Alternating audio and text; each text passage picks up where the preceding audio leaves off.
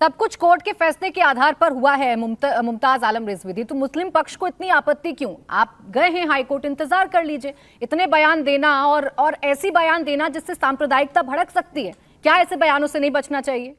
देखिए, मुझे लग रहा है कि जितनी तेजी से आपने अभी कहा कि सरकार ने, योगी सरकार ने 7 दिन का वक्त था, 7 घंटे भी नहीं लगाए, सारा इंतजाम कर दिया। अगर यही सारी चीज़ें ये गवर्नमेंट ज़रा एडमिनिस्ट्रेशन में लगा दे, यही चीज़ें रोज़गार देने में लगा दे, यही चीज़ें डेवलपमेंट में लगा दे, तो मैं समझता हूँ कि उत्तर प्रदेश की कायाकल्प हो जाएगी और वाकई रामराज आ जाएगा। ये जो तमाम खड़बंडर मचाए हुए हैं, और फिर आप देखिए कि आप मस्जिद के नीचे तो मंदिर तलाश कर लेते हैं, लेकिन 150 जो मंदिर तोड़ दिए गए डेवलपमेंट के नाम पे इसी वाराणसी में, काशी में, उस पर हमारे जैन साहब कुछ नहीं बोलते हैं।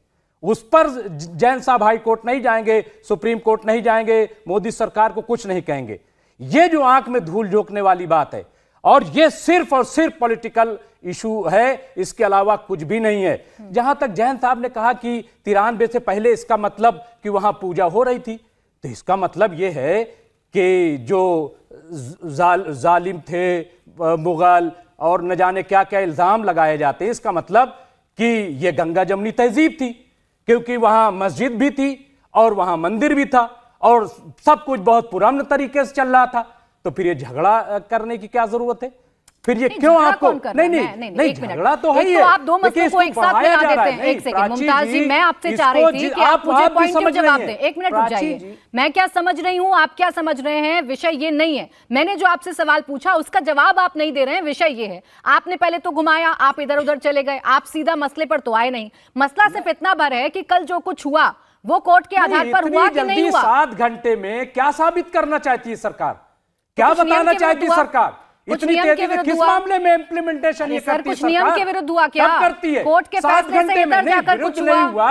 हाँ। लेकिन नहीं देखिए, ऐसा है कि अगर आप ये कहते हैं कि कोर्ट ने जो ऑर्डर किया, 7 दिन का टाइम दिया था, डीएम साहब को कहा था, और ये सरकार 7 घंटे में उसको इंप्लीमेंट करती है, क्योंकि इसको परवाह नहीं। 7 घंटे बाद हो, जो कुछ हुआ वो कोर्ट के फैसले के आधार पर हुआ कि नहीं हुआ। बीजेपी सरकार थी, हलफनामा बाबरी मस्जिद का दिया गया था मुमताज आलम रिजवी जी, बरगलाइए मत। आप देखिए, आप बेशक कहते रहिए, आप अयोध्या के मसले पर देते रहिए। अभी मैं आपसे प्रेजेंट पर बात करना चाह रही हूँ, आप मुझसे प्रेजेंट के मसले पर बात करिए। आप मुझे सिर्फ इतना बताइए, 7 दिन बाद होता या 7 घंटे में हो गया? अरे मैं सुनूंगी ना, पहले आप मसले पर रहिए, पहले आप मसले पर रहिए। 7 दिन बाद जो हुआ, 7 दिन बाद जो होता वो 7 घंटे के भीतर हो गया। इसमें कोई नियम टूटा है?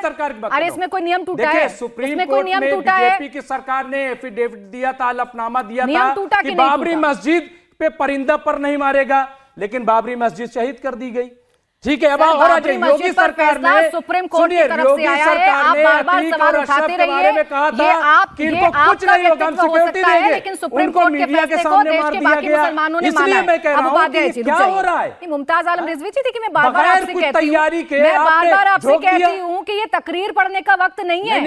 यहाँ पर कोई भाषण नहीं चल रहा है। आप तथ्यों के आधार पर बात करिए मुझसे। आप मुझे बताइए, अगर कोई नियम तोड़ा है, अगर कोई नियम तोड़ा है हिंदू पक्ष ने, तो मैं ले लेती हूँ अभी जवाब। नियम तोड़ा है कोई? नहीं, नियम नहीं तोड़ा, तो फिर आपत्ति किस बात पर है? जब नियम नहीं तोड़ा, जो चीज 7 दिन बाद होगी, जो चीज 7 दिन बाद होगी, वो 7 घंटे में हो गई। अरे आप सीटों की बात पर आप चले गए। जैन साहब ने भी कहा, सीटों की बात पर आप चले गए। अब उपाध्याय जी रुक जाइए, अब 1 मिनट रुक जाइए। उपाध्याय जी,